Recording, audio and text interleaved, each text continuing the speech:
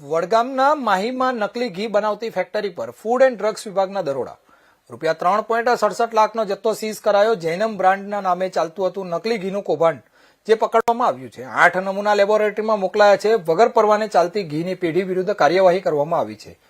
1513 kilo જેટલો જથ્થો જપ્ત કરાયો છે। ખોરાક અને ઔષધ નિયમન તંત્ર પાલનપુર દ્વારા જાહેર જનતાના આરોગ્યના હિતમાં કાર્યવાહી હાથ ધરવામાં આવી હતી। વિભાગના ડેસ્ટિનેટેડ ઓફિસર ટી.એચ. પટેલ અને ફૂડ સેફ્ટી ઓફિસર ઈ.એચ. પટેલની ટીમ દ્વારા તારીખ 9 ફેબ્રુઆરીના રોજ બનાસકાંઠા જિલ્લાના વડગામ તાલુકામાં માહી ખાતે આવેલા ગુડલક એસ્ટેટના પ્લોટ નંબર 5900માં સ્થિત મેજર ખુશ્બુ એન્ટરપ્રાઇઝ નામની પેઢીમાં ઓચિંતી તપાસ કરવામાં આવી હતી।